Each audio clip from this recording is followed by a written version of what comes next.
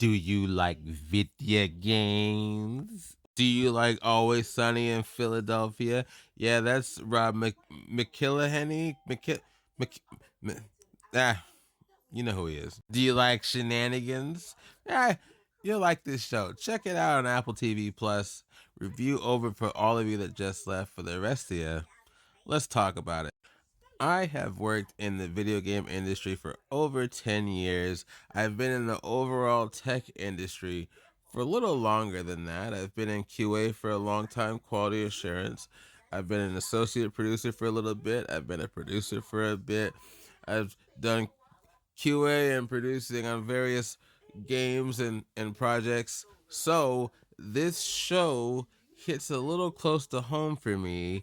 If you watch this show and you're wondering if this is what it's like to work in the game industry, the short answer is it's pretty close. Definitely depends on the company, but they've done their homework. They've done their homework. And that dude in the background with the mustache reminds me of myself. It's pretty good. Okay, so you're wondering what the plot of this show is. All right, so picture you work in a game company, and it's a very popular game, World of Warcraft kind of a game, right? And let's say that game's been around for a long time, and you're trying to find ways to keep that game relevant. But let's just say the person that started it all, that runs the company, he's a bit of a buffoon.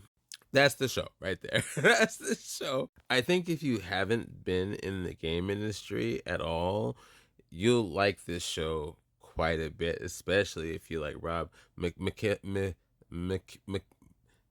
uh, you know he is. But if you have, I think you'll have mixed feelings. I couldn't help but keep asking my wife to stop the show almost every scene. I had to talk about every scene. But otherwise, check this out. Let me know what you think. And I'm going to do a little bit of extra because I want to rant about some stuff here. So if you want to leave now, go for it. For the rest of you, come on in.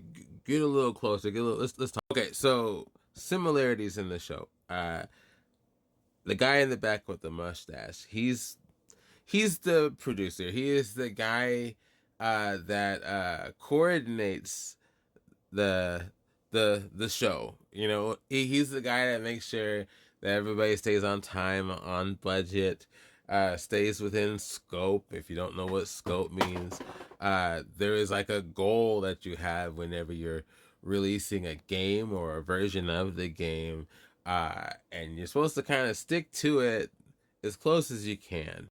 There's a term, scope creep, and that basically means if people try to extend beyond that goal, they are adding to the goal, which really adds up to adding to the money and the hours spent, and you don't want to do that if you don't have to. So in the first episode, there is this quarrel about a shovel in that they're releasing on Monday. It's Friday.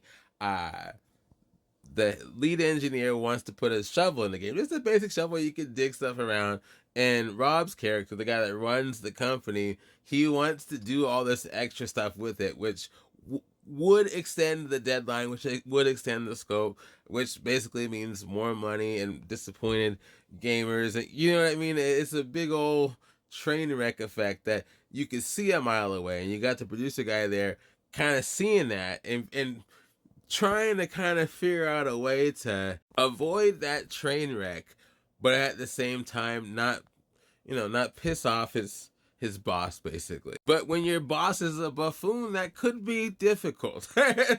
It drives close to home, not because I've dealt with buffoon bosses, but the whole back and forth between kind of being the bad guy in the sense of trying to keep people on target, but at the same time trying to be the good guy and find ways to collaborate with everybody is a fun and important aspect of the job. So I connected with him there. I really appreciated that. Then you have the lead engineer here, that lady up there. I have mixed feelings about her. Let me know what y'all think. Just to stress this, every company can be different. Every team can be different. There's all kind of ways that you can kind of do things. But I have to say, her role I felt was a tad confusing. And I know this is a TV show, but I'm gonna go into it anyways. Let me know what you guys think.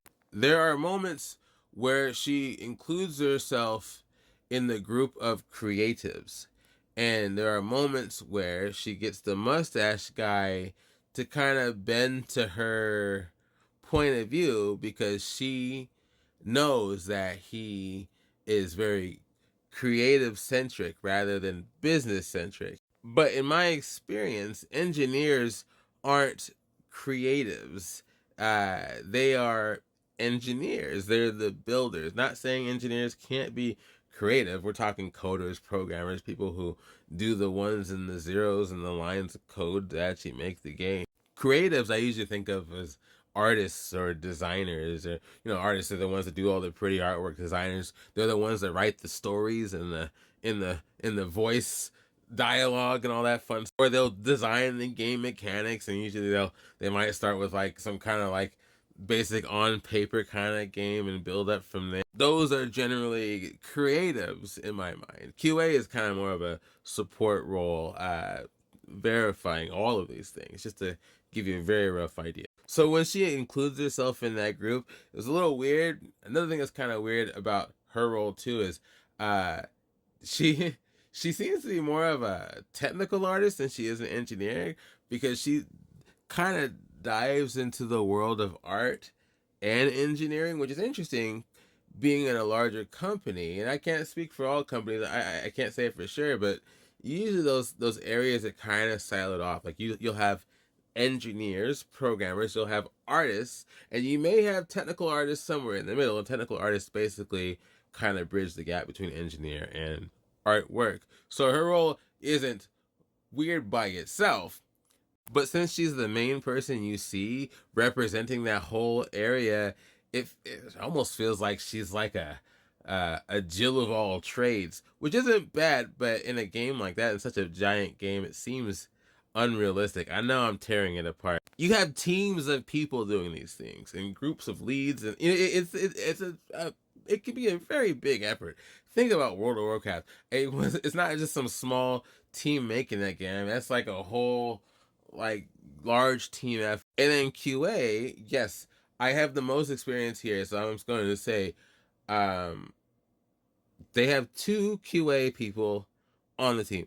Two, and all you really see them doing is sitting on a couch and playing games. And don't get me wrong, if you are in QA, you play a lot of games, right? You do. Uh, but again, especially with a larger game, you're talking teams of QA people. You might have two people on the couch playing through the game, but you'd also have teams of people doing research on issues and writing up reports, and you'd have leads coordinating the whole thing and communicating with the lead engineers and the producers and the top. It can be a gigantic effort, especially on, again, a World of Warcraft kind of a game. I remember I was testing a game way back in the day, AAA title. It wasn't a MMO, but it was a first player game, and there were a lot of pieces. And we had, just for the QA team, we had a camera QA team that just focused on all the cameras in the game. There were a lot. We had a team that focused on we call it movement, basically any area that you were to run around, climb, traverse, whatever. We had a team for that. We had a team for dealing with the different enemies, because there was a system, a very robust system, where all the enemies reacted differently to the main character, especially depending on some things that the main character did. We had an ad hoc team. An ad hoc is what those two QA people were doing, and just kind of running around and playing the game. We had a rabbit team. That's basically a team that just speed runs through the MFR as fast as they can. We had research teams, all kind of people. I know they can't fit all in the TV show, but it's one of those things where you have to kind of turn off your brain a little bit if you've been in the industry. Anyways, as I digress, still a fun show. I can't wait to see more. Let me know what you think. And yeah, I'll talk to you later.